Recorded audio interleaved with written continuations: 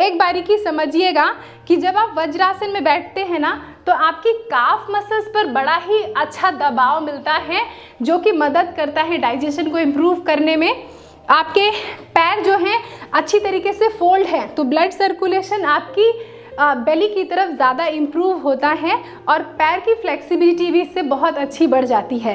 अब बहुत से लोगों के लिए इस तरीके से वज्रासन में बैठने में थोड़ी सी मुश्किल आएगी, क्योंकि उनकी एंकल्स और घुटने वापस से मैं बता दूं कि इतने ज़्यादा फ्लेक्सिबल नहीं होते हैं। तो आप क्या कर सकते हैं इस कंडीशन में, ये बताती हूँ। आज मैं आपको बता रही हूँ कुछ ऐसे इजी, सिंपल लेकिन बहुत इफ़ेक्टिव योगासन जिनका अभ्यास आप इमीडिएटली खाना खाने के बाद कर सकते हैं। जी हाँ, आपने सही सुना। हर एक योगासन खाना खाने के तुरंत बाद नहीं किया जाता है, लेकिन ये जो योगासन बता रही हूँ ये इमीडिएटली खाना खाने के बाद आप ज़रूर करें। ना ही योगासन बल्कि प्राणायाम का भी अभ्यास बताऊँगी। अब इन योगासनों का अभ्यास खाना खाने के बाद अगर इमीडिएटली करते हैं तो इससे लाभ भी बहुत सारे होंगे। लाभ जैसे कि ये आपका डाइजेशन इम्प्रूव कर देगा, यानी खाना पचाने में आपको मदद करेगा। इसके अलावा बहुत से और बेनिफिट हैं, जैसे कि आपकी एंकल्स के अराउंड की मसल्स को मजबूत करता है, आपके नी के अराउंड की मसल्स मजबूत करता है, आपके हील्स पर मजबूती लाता है, जिससे एंकल्स में पेन, नी में पेन, हील्स में पेन, ये सारे पेन, दुख दर्द जो है वो सारे दूर हो जाएंगे। इसके अलावा उन लोगों के लिए बहुत ही ज़्यादा बेनिफिशियल है जिनको कि पूरा दिन खड़े रह के काम करना पड़ता है, चाहे आप किसी भी प्रोफेशन से बिलोंग करते हो या कि घर पे रह के ही काम करते हो। इसके अलावा अगर आप जिम जाते हैं, आप एथलीट हैं, तो इन योगासनों का अभ्यास आपके लिए बहुत ही ज़्यादा लाभदायक होगा। इसके अलावा बहुत से लोगों के पंजे जो हैं वो फ्लैट होते हैं ना, फ्लैट फुट में भी इसका अभ्यास बहुत ही ज़्यादा लाभदायक होगा। तो आपके पूरे के पूरे पैरों की जो जॉइंट्स है उसको मजबूत करता है। आपके रिप्रोडक्टिव ऑर्गन यानी जननांग भी इन प्रैक्टिसेस से बड़े स्वस्थ रहते हैं। तो इन आसनों का अभ्यास आप कभी भी कर सकते हैं, या तो खाना खाने के बाद कर सकते हैं। देखिए, बेनिफिट तो मैंने बता दिए, लेकिन सावधानियां भी जानना बहुत ज़रूरी है। अगर आपका कोई सीवियर नी कंडीशन है, सीवियर आपके एंकल्स में कोई कंडीशन है, पैरों में किसी भी तरीके का लाइक इंजरी हुआ है, तो इन योग आसनों का अभ्यास आपको अवॉइड करना चाहिए। बाकी और कोई प्रॉब्लम नहीं है। लेकिन हाँ, अगर आपकी हेल्थ कंडीशन इस तरीके से है, तो अगर आपके घर के आसपास कोई योगा टीचर हैं, आप उनसे कंसल्ट कीजिए। आप उनकी निगरानी में योग का अभ्यास ज़रूर किया कीजिए। वो आपकी मदद करेंगे आपकी हेल्थ कंडीशन के हिसाब से उसी आसन को थोड़ा सा मॉडिफाई करने में। वैसे तो मैं इस वीडियो में आपको बहुत से ऐसे मॉडिफिकेशन बताऊंगी जिससे कि आपका काम और भी ज़्यादा आसान हो जाए। तो आई एम श्योर आप सभी बहुत एक्साइटेड हूँ, मैं भी बहुत एक्साइटेड हूँ आपको ये सभी योगासन बताने के लिए। आपको करना क्या है, इस वीडियो को अंत तक देखिएगा, इस चैनल को सब्सक्राइब कर लीजिएगा ताकि आप इस परिवार का अटूट हिस्सा बन जाए। इस वीडियो को लाइक करके इस वीडियो को बहुत सारा प्यार दीजिएगा। और अगर ये इन्फॉर्मेशन, ये जानकारी आपको पसंद आ रही है ना, तो इस लिंक को अपने दोस्तों और रिश्तेदारों के साथ ज़रूर शेयर कीजिएगा। अगर आप चाहते हैं मेरी निगरानी में रह के योग का अभ्यास करना, आप सभी का स्वागत है मेरी ऑनलाइन योगा क्लासेस में। आपको करना क्या है, नीचे जो नंबर दिया है ना, इस नंबर पे आपको व्हाट्सएप कर देना है ताकि आपको क्लास के बारे में सारी जानकारी भेज दी जाए। आज की डेट में मैं देश और दुनिया के बहुत से स्टूडेंट्स के साथ ऑलरेडी कनेक्टेड हूँ।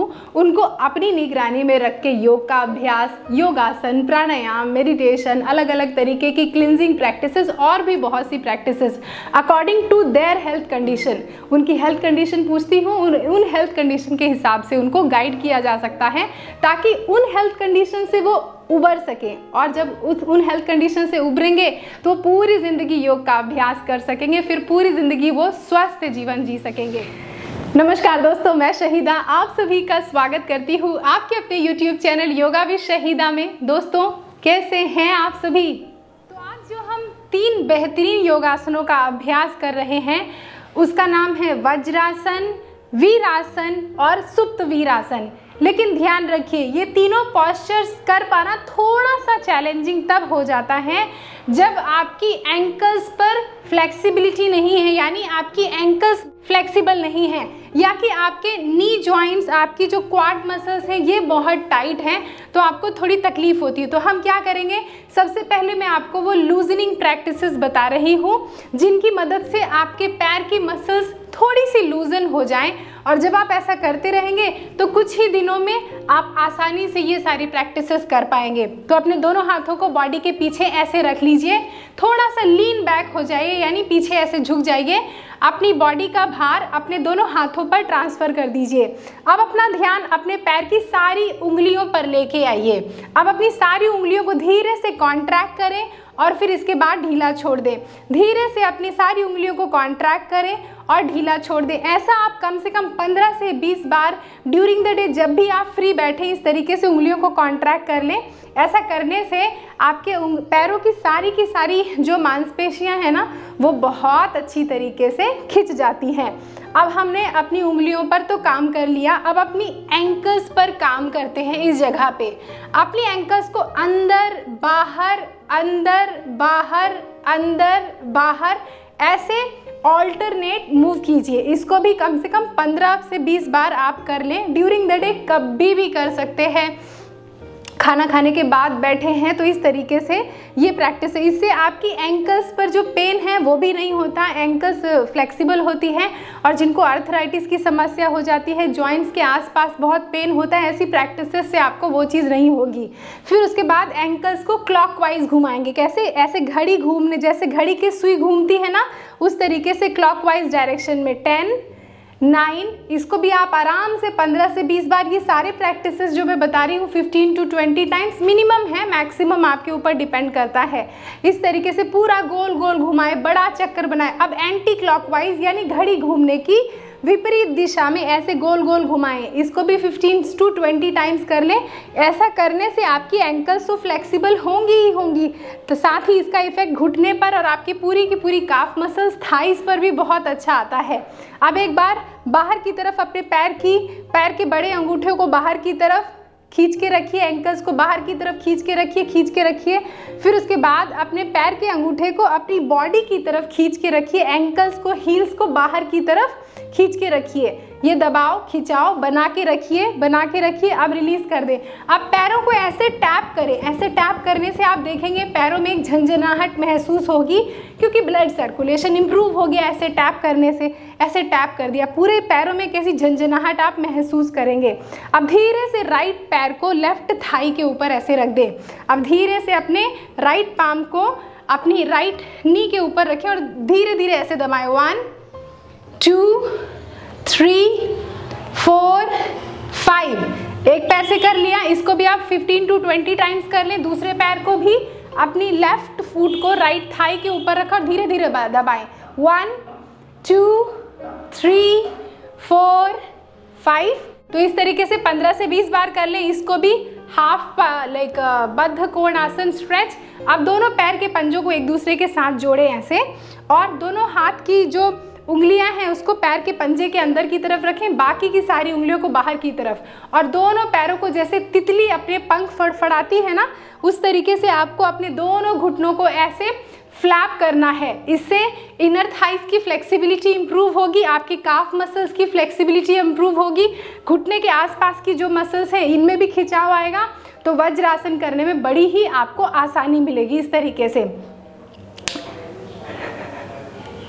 अब वापस से पैरों को खोल के आप ऐसे बैठ जाएं। बैठे, टैप करें पैरों को। सबसे पहला जो पोस्चर हम करेंगे उसका नाम है वज्रासन। वज्रासन की टेक्निक देखिए, अच्छी तरीके से समझिए, एक एक बारीकियां मैं आपको बताऊंगी। अपने राइट पैर को अपने नी से, घुटने से बेंड करेंगे ऐसे धीरे से, और अपने पैर की जो एड़ी है, हील है, राइट हिप के नीचे रखेंगे। यानी अपने राइट हील को राइट हिप के नीचे ऐसे रखा और बिग टो बॉडी में अंदर की तरफ, बाहर की तरफ नहीं, तो ऐसे बैठ गए। फिर उसके बाद इसी तरीके से दूसरे पैर को भी घुटने से मोड़ा और अपनी लेफ्ट हील के ऊपर ऐसे, दोनों पैर की जो नी है एक दूसरे के साथ रहेगी। और अब अगर आप पीछे ऐसे बात करें तो दोनों पैर के जो बड़े अंगूठे हैं वो एक दूसरे से ऐसे जुड़े हुए हैं, हील बाहर की तरफ है ऐसे, पैर के दोनों अंगूठे एक दूसरे से जुड़े हुए हैं। चाहे तो एक दूसरे के ऊपर भी ऐसे हल्का सा रख लें, ऐसे भी रख सकते हैं। और आपकी जो एड़ियां हैं ये बाहर की तरफ हैं और आप इस तरीके से अपने हील्स के ऊपर ऐसे बैठ गए हैं। जब आप इस तरीके से बैठेंगे तो आपके जो दोनों पाम्स हैं उनको ऐसे अपने नी के ऊपर रख लें, घुटने के ऊपर रख लें, चाहे तो चिन्ह मुद्रा अडॉप्ट कर लें ऐसे, और आराम से खाना खाने के बाद वज्रासन में बैठे।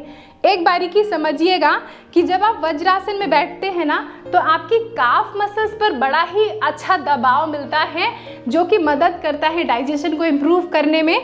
आपके पैर जो हैं अच्छी तरीके से फोल्ड हैं तो ब्लड सर्कुलेशन आपकी बेली की तरफ ज़्यादा इम्प्रूव होता है और पैर की फ्लेक्सिबिलिटी भी इससे बहुत अच्छी बढ़ जाती है।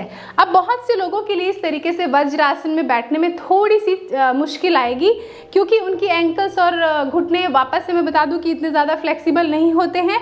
तो आप क्या कर सकते हैं इस कंडीशन में, ये बताती हूँ। आप एक पिलो इस्तेमाल कर सकते हैं जिसको कि आप अपनी काफ मसल्स के नीचे रखें। तो मैंने ये पतली पिलो ले ली है। अब इस पतली पिलो को ऐसे अपना हिप उठाया और हिप को उठाने के बाद ऐसे अपने काफ मसल के ऊपर यानी पिंडलियों के ऊपर रख दिया और फिर उसके बाद पिलो पे बैठ गए हैं। ऐसा जब आप करेंगे तो हो सकता है शुरू में आप 5 सेकेंड से 10 सेकेंड बैठ पाएँ, लेकिन कोशिश ज़रूर कीजिएगा। 5 से 10 सेकेंड आज बैठते हैं तो वो कल जल्दी ही 30 सेकेंड से 1 मिनट हो जाएगा, अगर आप अभ्यास नहीं छोड़ेंगे तो। अगर पीछे से दिखलाऊं तो कैसे बैठी हूँ, देखिए। अपने दोनों पैर के बड़े अंगूठे को एक दूसरे के साथ जोड़ा हुआ है और अपनी पिलो को इस तरीके से रखा हुआ है ताकि आराम से ऐसे हिप को ऐसे ड्रॉप कर दिया और घुटनों को एक दूसरे के साथ जोड़ा हुआ है। हो गया वज्रासन। अब हम बढ़ रहे हैं दूसरे आसन की तरफ जिसका कि नाम है वीरासन। उसको भी मैं तकिए की मदद से कैसे आसानी से कर सकते हैं वो भी मैं आपको ज़रूर बताऊंगी। तो वज्रासन को रिलीज कर लें, पैरों को खोल लें और पैरों को टैप करें इस तरीके से आराम से। जब पैरों को टैप करेंगे तो पैरों का जो ब्लड सर्कुलेशन है वो इम्प्रूव हो जाएगा। अब वीरासन की जो बारीकियां हैं इसको समझिए। देखिए, अब अपने राइट पैर को हमने जैसे वज्रासन में मोड़ा था वैसे ही मोड़ेंगे, लेकिन डिफरेंस ये है कि वज्रासन में काफ मसल्स को हम बाहर ऐसे रोल नहीं कर रहे थे, इसमें काफ मसल्स को ऐसे बाहर की तरफ रोल करेंगे। वज्रासन में बड़ा अंगूठा बॉडी की तरफ था, अंदर की तरफ था, हील जो है बाहर की तरफ थे, लेकिन अभी हील्स जो है वहीं पर रहेंगे और बड़ा अंगूठा बॉडी के पीछे रहेगा। हिप जो है हील के ऊपर नहीं रहेगा, हिप जो है वो फ्लोर पर रहेगा। फिर दूसरे पैर को भी इस तरीके से आपने घुटने से मोड़ा और इसके भी काफ मसल को आपने ऐसे मोड़ते हुए, काफ मसल्स को बाहर की तरफ मोड़ते हुए आराम से बैठ गए। तो आप इस वाली पोजीशन पे जब बैठेंगे तो आपके बड़े अंगूठे बाहर की तरफ हैं, हील जो है वो सीलिंग की तरफ फेस कर रहे हैं, छत की तरफ फेस कर रहे हैं और आपका जो हिप है वो नाइसली प्लेस्ड है आपकी मैट पर। इसको ज़रा पीछे से देखिए, ऐसे तो आपके हील जो है वो छत की तरफ, बड़ा अंगूठा बॉडी के पीछे की तरफ और हिप नाइसली प्लेस्ड है आपके फ्लोर पर, आपकी योगा मैट पर इस तरीके से। और इसमें भी आपके जो घुटने हैं वो एक दूसरे के साथ जुड़े रहेंगे। दोनों पाम को आपने घुटने के ऊपर इस तरीके से रखना है। आप चाहें तो चिन्ह मुद्रा अडॉप्ट कर लें, ऐसे घुटने के ऊपर रख दें और आंख बंद कर लें, या कि फिर नॉर्मली इस तरीके से बैठे रहें। अब इस वाली प्रैक्टिस में आपको घुटने पर बहुत अच्छा एक चैलेंज महसूस हो रहा है। ऑब्वियसली जिनके घुटने में दर्द है वो नहीं कर पाएंगे, तो इससे आपके घुटने फ्लेक्सिबल हो गए, काफ मसल्स बड़ी अच्छी तरीके से इस पर दबाव आ रहा है और आपकी पूरे के पूरे पैर की फ्लेक्सिबिलिटी बढ़ेगी। अब लेकिन देखिए, हर किसी के बस की बात नहीं है इस तरीके से आसानी से बैठना। तो आप क्या कर सकते हैं, आप तकिए का इस्तेमाल कर सकते हैं या कि योगा ब्लॉक का इस्तेमाल कर सकते हैं। योगा ब्लॉक तो हर किसी के पास होता नहीं है, तो मैं अभी इस्तेमाल कर रही हूँ एक मोटी तकिया। पहले वाले वज्रासन में पतली तकिया इस्तेमाल की थी, इसमें अभी मैं एक मोटी पिलो ले रही हूँ। तो मैं क्या करूँगी कि आराम से अपने पैरों के बीच में इस तरीके से मैंने इस पिलो को रखा और फिर काफ मसल्स को ऐसे बाहर की तरफ पुश किया और आराम से इस पिलो के ऊपर बैठ गई। अब जब आप इस तरीके से प्रैक्टिस करेंगे तो थोड़ा सा आसानी आप ज़रूर महसूस करेंगे अपने घुटने के अराउंड। इस तरीके से अगर मैं इसको पीछे की तरफ से दिखलाऊं तो आप किस तरीके से पिलो को प्लेस करेंगे ये ज़रूर देखिए। ऐसे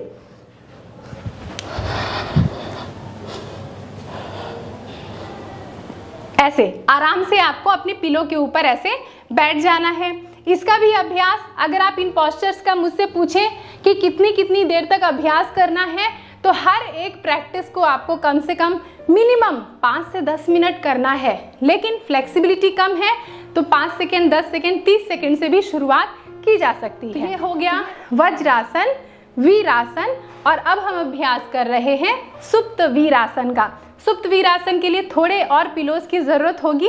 पहले मैं बिना पिलो के आपको बताऊंगी और फिर उसके बाद आपको पिलो की मदद से बताऊंगी। तो सबसे पहले बिना पिलो की मदद से कैसे करेंगे सुप्त वीरासन का अभ्यास। ऐसे वज्रासन में बैठ गए। वज्रासन में दोनों पैर के बड़े अंगूठे एक दूसरे के साथ हैं। फिर उसके बाद थोड़ा सा हिप को उठाया, दोनों पैरों को एक दूसरे से दूर किया और ऐसे अपने काफ मसल्स को रोल किया बाहर की तरफ। और अब हम अपने फ्लोर के ऊपर ऐसे बैठ गए हैं, कमर गर्दन सीधी रखी है। तो पहला आसन वज्रासन, दूसरा आसन वीरासन। अब सुप्त वीरासन के लिए आराम से क्या करेंगे, धीरे धीरे ऐसे पीछे की तरफ रोल होना शुरू करेंगे और अपने पहले हाथ को रखा मैट पर, फिर अपनी एल्बो को ऐसे ड्रॉप कर दिया, एक एक एल्बो को ड्रॉप कर दिया, फिर धीरे धीरे अपने सर को ड्रॉप किया। सर को ड्रॉप करने के बाद अपनी बॉडी को एडजस्ट किया और आराम से अपने हाथ को बॉडी के साइड में रख के ऐसे सो गए हैं। इसमें पूरा क्वाड मसल्स बहुत अच्छी तरीके से खिंच गया, काफ मसल्स खिंच गई, आपके नी जॉइंट्स पर बहुत अच्छा खिंचाव आ रहा है, आपकी एंकल्स पर बहुत अच्छा खिंचाव आ रहा है ऐसे। और घुटनों को जोड़कर आराम से लेटे रहें, चाहे हाथों को बॉडी के साइड में रखें या सर के ऊपर ऐसे रख लें। और कम से कम 5 मिनट 10 मिनट जितना आपका श्रद्धा है उतना आप लेट के रखिए। फिर धीरे धीरे आपने ऐसे पुश करके बॉडी को उठ जाना है। अब ये सबके बस की बात नहीं है कि बिना तकिए के सपोर्ट के आप इस तरीके से बैठ पाए, तो मैं आपको तकिए के इस्तेमाल करके किस तरीके से सुप्त वीरासन करेंगे उसका अभ्यास बताती हूँ। तो आपने ले लेनी है 2 तकिया, जो कि आपने अपने पैरों के नीचे मतलब रख के बैठना है ऐसे। तो अपने ऐसे हिप को उठाया और आराम से इस तकियों को ऐसे प्लेस किया ताकि आप आराम से इस तकिए पर बैठ सकें। ऐसे बैठने के बाद आप दूसरी तकिया को अपनी कमर के नीचे ऐसे रखें, अपनी रीढ़ की हड्डी के नीचे ऐसे रखें ताकि वहाँ से भी आपको एक सपोर्ट मिल पाए। अब धीरे से अपने हाथों को पहले ऐसे मैट पर रखें, फिर अपने एल्बो को एक एक करके ऐसे ड्रॉप करें, फिर उसके बाद अपनी पूरी बॉडी को ऐसे ड्रॉप कर दें। अगर आपको ये तकिया जो है कम लगती है तो आगे आप एक बड़ा बॉल्स्टर इस्तेमाल कर सकते हैं। ऐसे लेट जाएं आराम से, या तो अपने हाथ को सर के ऊपर ऐसे रख लें। अब आराम से दोनों हाथों को एल्बो से सपोर्ट देते हुए आराम से धीरे धीरे ऐसे उठ जाएंगे। तो ये हो गया सुप्त वीरासन का अभ्यास। अब अपने पैरों को रिलीज कर दें, अपनी तकिया को हटा दें और अपने पैरों को रिलीज कर दें, खींचे बाहर की तरफ और आराम से पैरों को टैप करें, आराम करें ऐसे। तो अब हम जिस प्राणायाम का अभ्यास कर रहे हैं इसका नाम है अनुलोम विलोम प्राणायाम। इस प्राणायाम में हम सांसों को रोक नहीं रहे हैं क्योंकि खाना खाने के बाद अभ्यास कर रहे हैं इमीडिएटली, इस चीज़ का ध्यान रखिएगा। और इस प्राणायाम को ड्यूरिंग द डे कभी भी कर सकते हैं या सोने से पहले कर सकते हैं। बेनिफिट ये है इस प्राणायाम का कि इसका कोई भी साइड इफ़ेक्ट नहीं है, किसी भी उम्र का व्यक्ति कर सकता है इसको।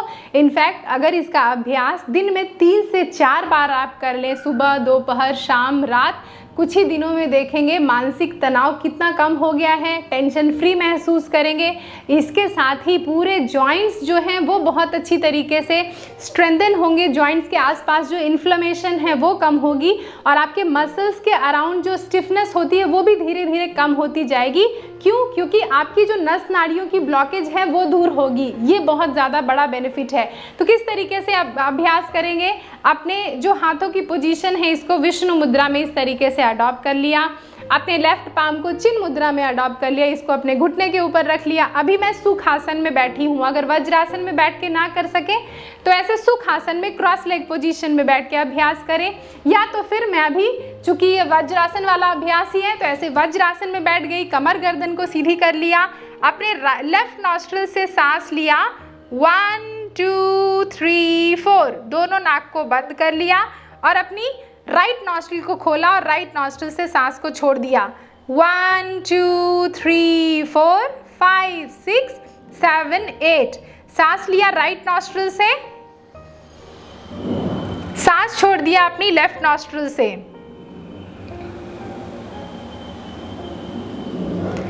यानी रेशियो 1:2 का, जितनी सांस ले रहे हैं उससे 2 गुनी सांसों को बाहर छोड़ेंगे। सांस लिया अपनी लेफ्ट नॉस्ट्रिल से, सांस छोड़ दिया राइट नॉस्ट्रिल से। सांस लिया अपनी राइट नॉस्ट्रिल से और सांस छोड़ दिया अपनी लेफ्ट नॉस्ट्रिल से। सांस बड़े धीरे धीरे लेफ्ट नॉस्ट्रिल से लें और बड़े धीरे धीरे अपनी राइट नॉस्ट्रिल से छोड़ें। राइट नॉस्ट्रिल से सांस लें और लेफ्ट नॉस्ट्रिल से सांस को बाहर छोड़ दें।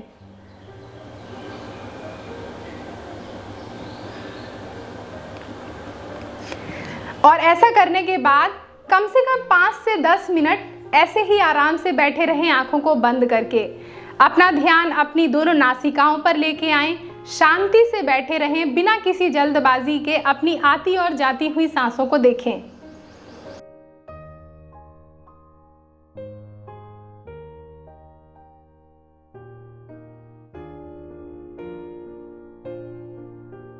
तो देखा आपने कितना आसान है इन आसनों का अभ्यास करना। बस थोड़ी सी ज़रूरत है अपने शरीर को, अपने जॉइंट्स को तैयार करने की।